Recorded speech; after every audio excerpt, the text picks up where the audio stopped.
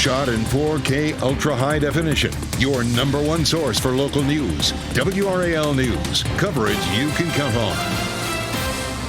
Well, you're waking up to some showers this morning. I'll show you who's most likely to see some rain for your morning commute.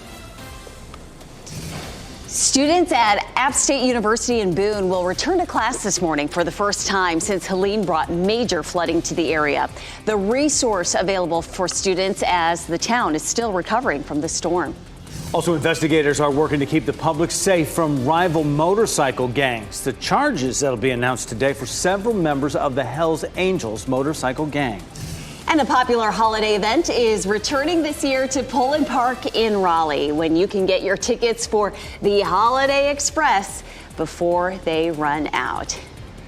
As we know, in years past, they sell out quickly for that magical experience. It used to be starting at 6 o'clock, but now it's a few hours later to allow people to sleep in. Good morning, everyone. For those not sleeping in, you're up at 4:30. I'm Renee Chu. I'm Jeff Hogan. Yeah, all aboard our train as we get going here on our Wednesday. And it'll be a little bit of a wet one out there this morning early on. Elizabeth Gardner in the WRAL Severe Weather Center. Some sprinkles around the bout. It was a little sprinkly when I walked in this morning, and you could definitely see this band of showers, especially down here to our south and west. We'll zoom in here on the triangle. A little bit of light patchy rain moving through Knightdale, through Raleigh, and then, of course, back off across parts of the triangle and down into the Sandhills. It's not likely to stay with us for too long, about a 40% chance through about 6 or 7, and then by 8 or 9 o'clock it begins to taper off, and we'll actually see some sunshine this afternoon, so it should be a pretty nice day, actually. We take a look at downtown Raleigh, though, from our Jimmy V cam, and you can see that the street is wet here, Fayetteville Street, a little on the damp side.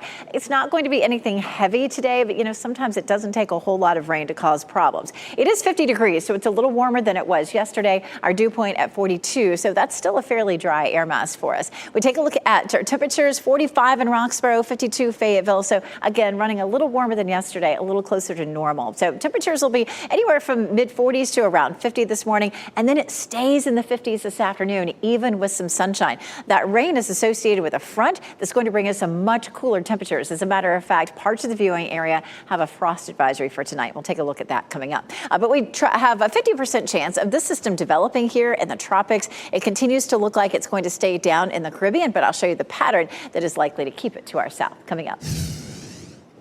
Breaking news, we are working to learn more about a deadly crash that closed NC 27 in Harnett County for hours early this morning. It happened near Chick Ennis Road, that's between Coates and Benson. Emergency officials tell us at least one person died. We're working to learn how many vehicles were involved and who died in the crash. More breaking news here. A man is hurt after a stabbing in Raleigh. This happened around 11:45 last night at the Speedway gas station on Western Boulevard. Officers say a man went to the hospital with minor injuries, and another man was detained for it. We are working to learn if any arrests have been made. Students at App State University will return to class today, more than 2 weeks after Helene brought devastation to western North Carolina. WRAL's Kelsey Coffey joins us live from the campus in Boone. Kelsey, good morning to you. This is a significant step for the college to get back to some sort of normalcy. Renee, it is. So we're just a few hours away from students returning here to campus, and it's really just a quiet morning here at App State. We even saw a few snow flurries earlier this morning as we were coming in from our hotel, but classes have been canceled for more than 2 weeks. We'll show you some video now of students driving back on their way back to Boone, but all water and power has been restored on campus, and WRAL has been following the journey of 2 freshman roommates whose first semester was interrupted by Helene. They say they're thankful for a sense of normalcy today. Now that we're back in here, it's kind of a sigh of relief for me, that knowing that now we're going to be able to finish our semester. And some classes will be virtual starting today, but most classes will be back in person. And just as far as the area overall, all of the primary roads have been reopened, as most of the secondary roads have also been reopened. There's just a few lane closures here and there. Kelsey Coffey, WRAL News, live in Boone.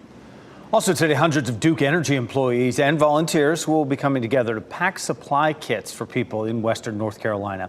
A Rally for Relief event is happening at the Raleigh Convention Center. They'll pack first aid kits, diapers, hygiene kits, water, and food. The Interfaith Food Shuttle will transport these items to the mountains, and the Duke Energy Foundation will also announce over $1 million in disaster relief grants for communities across the state. Cumberland County Sheriff's deputies are looking for this man, Desmond Moore. He's wanted for questioning about a shooting that killed 2 men on Yarborough Road. Sky 5 flew over the scene yesterday. The bodies were found near what appeared to be a truck belonging to a company called NC Window Cleaning. One of the men was in the truck, the other on the ground near a tree. Investigators say this was an isolated incident and the public is not in danger. Today we'll get some more information about the efforts to keep streets and public spaces safer. U.S. Attorney Michael Easley plans to announce charges against 16 members of the Hells Angels motorcycle gang. WRAL's Laura Levine joins us live from the U.S. Attorney's office in Raleigh. And Laura, experts say violence between rival gangs can put the public at risk. Jeff, this is all about cracking down on organized crime. We know U.S. Attorney Michael Easley here. He will join federal, state, and local partners outside his office today to announce the indictments as well as the arrest in connection to the alleged Hells Angels racketeering enterprise. We know that this all comes with the federal indictment related to the shooting and killing of rival gang member Jonas Padilla on New Year's Day 2023. Investigators say the killing was part of a gang rivalry that stretches from Raleigh to Fayetteville. The indictment spells out the inner workings of the Hells Angels, including how members were even promoted. A motorcycle gang investigator tells WRAL rivalries such as this often also put innocent members of the public at risk. It's not uncommon for them to get stupid in public places, bars, things like that, with people that are not part of the motorcycle community at all. So if convicted, they could face up to 25 years in federal prison. U.S. Attorney Michael Easley making the announcement today at 2 p.m. Laura Levine, WRAL News. We're live in Raleigh. The Trump campaign is making more stops in North Carolina ahead of early voting starting tomorrow.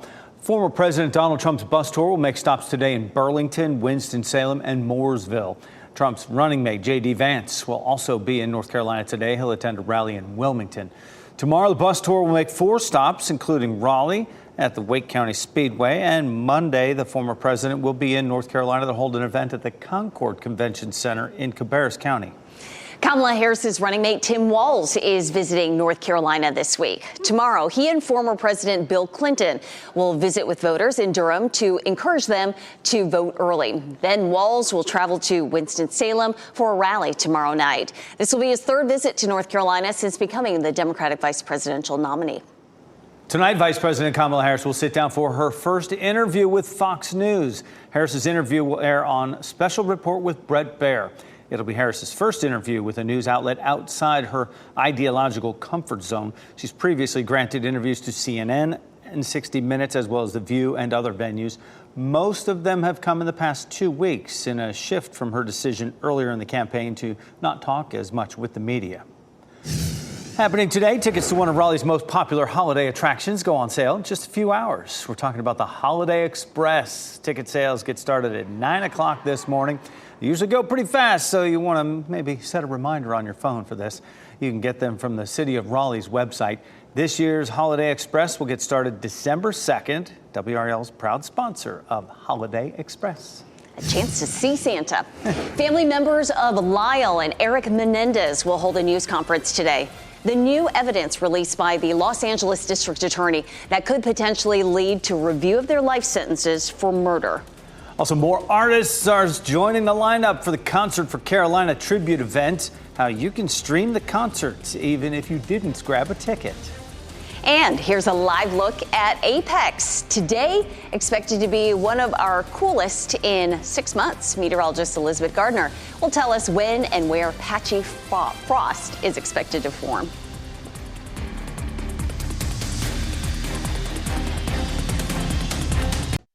From the WRAL Severe Weather Center, North Carolina's most experienced team of meteorologists. It is 4:42 and we're waking up to just a few light sprinkles across the area this morning. We take a live look at North Hills. We do have gray skies right now. But by the time we get to lunchtime and beyond, we should see a little bit of sunshine. However, there might be a quick little shower during the evening commute as well. So today's going to feel a lot more unsettled than yesterday. We saw sunshine really all the way up until around the mid to latter part of the afternoon. 45 in Lewisburg, 52 in Fayetteville, 48 in South Hill. Temperatures are a little bit warmer this morning because we have cloud cover that tends to hold in any daytime heating. Now, overnight tonight, as we clear, we're going to see some of the coldest air that we've seen so far this season. There's a frost advisory for part of the viewing area, which I'll show you coming up. But a cool morning with some sprinkles, some light showers during your dog walk, and then a chilly afternoon with upper 50s for the highs. Elizabeth, thanks. The extended family of Eric and Lyle Menendez is expected to gather outside an LA courthouse today. The DA there is considering whether the brothers should be resentenced and possibly released. They were found guilty of killing their parents almost 3 decades ago. Nearly 24 family members will hold a news conference this afternoon alongside the brothers' defense lawyer. On Sunday, the district attorney released a screenshot of a letter Eric Menendez supposedly wrote to his cousin decades ago that alludes to the sexual abuse his father allegedly carried out. The brothers never denied killing their parents. They say they acted in self-defense. Covering Wake County today, 3 local police departments are getting federal grants for new equipment to help keep communities safe. Congresswoman Deborah Ross will announce the $662,000 in funding. The Apex Police Department is getting $182,000 of it for a barrier system for community events.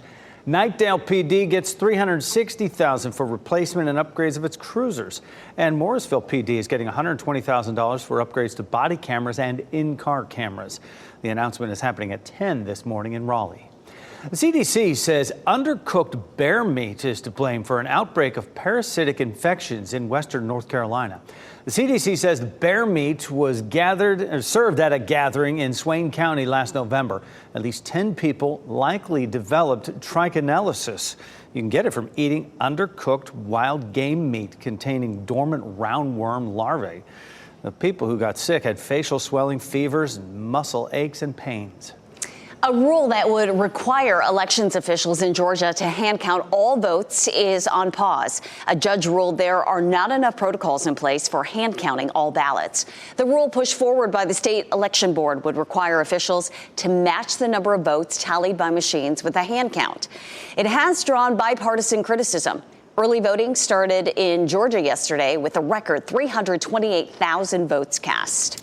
A Wake County teacher shown in a photo now being circulated online did not violate any school policies. This is the photo in question here. A teacher at Martin Middle School wore a skirt as part of a Spirit Week celebration. The theme was a combination of the 2 box office sensations, Oppenheimer and Barbie, known as Barbenheimer. The picture was taken last year, but Wake Moms for Liberty just posted the photo this week, accusing the school system of grooming children. The principal and a spokesperson said no dress code or behavioral codes were violated and the teacher is still employed. The sold-out concert for Carolina will be live streamed to raise money for the people affected by Helene. Luke Combs and Eric Church will headline the concert. It will be live streamed on the website Veeps. People from the devastated areas of western North Carolina will be able to see it for free on October 26th.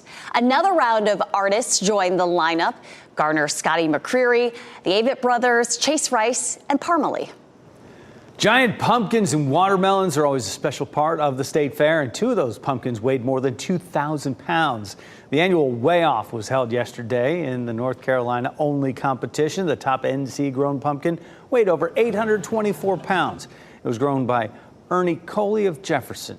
In the Great Pumpkin Commonwealth competition, Chris Rodabaugh, Lewisburg, West Virginia, placed first with a 2,206-pound pumpkin. The winning pumpkins and watermelons will be on display at the Expo Center. I'm going to get me some of those pumpkin-colored shoes there, Renee. Be sure to stop by our tent to meet members of the WRAL team while you're at the fair. We'll be located in our usual spot on the northeast side of Dorton Arena.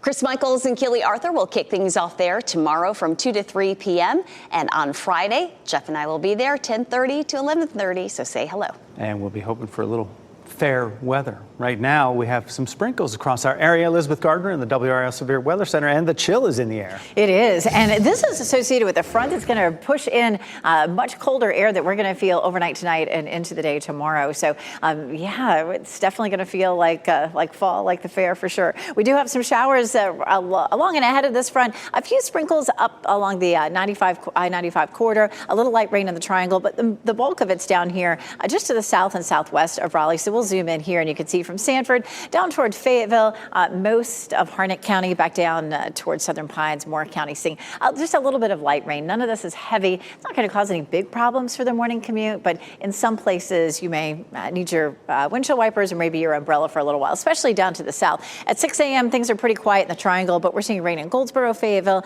down towards Southern Pines and Hope County, and then gradually that slides eastward. And we're pretty much done with the rain by around 9 o'clock. We should see some clearing, a little bit of sunshine, but then a little weak disturbance comes dropping in on us around 6 o'clock in our northern counties and just gradually drops in across the region. So we're going to be looking at that potential. It's a little wet in spots downtown Raleigh. This is a look at Fayetteville Street from our Jimmy V cam. Our temperature 50 degrees right now. Our dew point's 42, and we'll hold it anywhere from the mid 40s to around 50 all the way up until around, 7 or 8 o'clock this morning. 45 in Roxborough, 51 Rocky Mount, 52 Fayetteville. So it's going to be a lot colder tomorrow. Our 24-hour temperature change, we're running anywhere from a couple of degrees to almost 10 degrees warmer than we were yesterday. And we're going to see a huge drop tomorrow. Widespread temperatures in the 30s, 31 in Roxborough, 35 Rocky Mount, 37 Fayetteville, 34 in Southern Pines. So parts of the viewing area are under our first frost advisory of the year, and that will be for tonight into early tomorrow. So Roxborough, Durham, Pittsburgh, Sanford, Southern Pines, all in that frost advisory. You could see some patchy frost in some other places, but that's just where it's more likely. And you can see that here on our frost freeze threat. The blue shaded areas, again, are where we're more likely to see a little bit of that patchy frost. So here's how that happens. So we end up with the air just above the surface a little bit warmer. We start to see the temperatures dropping, and there's a little bit of moisture out there. And of course, as our temperatures fall, it turns that moisture into something frozen, which is frost. 51 is our normal low. So we're well below that Thursday and Friday, 38, and then still chilly over the weekend with temperatures in the mid 40s in the morning. And our afternoons are cool too, looking at 60 for today, 62 for Thursday. But if you're looking for something a little bit warmer for the first weekend of the State Fair, it looks nice with 70s. Elizabeth, thanks. The Carolina Hurricanes have their first win of the season. We'll show you the moment a Canes rookie scored his first NHL goal.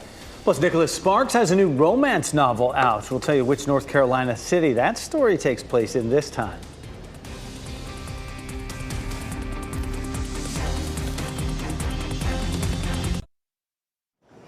Before he was almost famous and could say anything, Cameron Crowe was not a movie director. That wasn't until he met Tom Petty. Rick Damigella has that story and more in the Hollywood Minute. It's Tom Petty and the Heartbreakers in A lost Tom Petty film has been found. It's not just any film, as Tom Petty Heartbreakers Beach Party is the directorial debut of Cameron Crowe, predating Say Anything by several years. It's a movie he was not expecting to direct. Tom said, I got a song I want to play for you. And I said, well, I'm just the writer and the interviewer, I'm not a director. And he's like, pick up the camera, film me, do it now. And so I did. And I'm looking at him through the lens going, this is really great. This is no middleman. This is just the person and me. And we filmed this song, and I shut off the camera and put the camera down. He said, congratulations, you're a director. And I've been directing ever since. Airing only one time on MTV in 1983, Tom Petty Heartbreakers Beach Party now rocks theaters October 17th and 20th. Well, it feels good. Dog news, Crypto is ready for his close-up. James Gunn announced via Instagram the Man of Steel's super-powered pup Crypto will be in his upcoming Superman movie, flying into theaters next summer. Nobody escapes the glitch. Then, I fight them. Greetings, programs! Disney has announced Tron Catalyst, a new video game set inside the digital world of Tron. The game is slated to arrive in 2025 for PC, Nintendo, PlayStation, and Xbox consoles. In Hollywood, I'm Rick Damigella. You can get up to date on COVID and flu shots today in Wake County. The county is offering flu and COVID-19 vaccines at weekly walk-in clinics. Through November 20th, you can stop by the Public Health Department from 1 through 5 p.m. every Wednesday to get yours. No appointment is needed. The Carolina Hurricanes have their first win of the season. Seth Jarvis got the scoring started for the Canes last night at Lenovo Center against the New Jersey Devils. In the third period, rookie Jackson Blake deflected the puck into the net for his first career goal. That ended up being the game winner as the Canes beat the Devils 4-2. The Canes now go on a road trip while the State Fair is in town. Their next home game won't be until Halloween night. Best-selling romance novelist Nicholas Sparks' new book is based on another North Carolina town. This time it's Asheboro for Sparks' new book, Counting Miracles. It's his 24th novel. Sparks lives in New Bern. Tickets for one of the Triangle's most popular holiday events go on sale in just a few hours. We'll tell you when you can grab your spot for the Pullin Park Holiday Express. And today we'll learn more about efforts to keep streets and public spaces safer. The federal charges 16 members of the Hells Angels gang are now facing.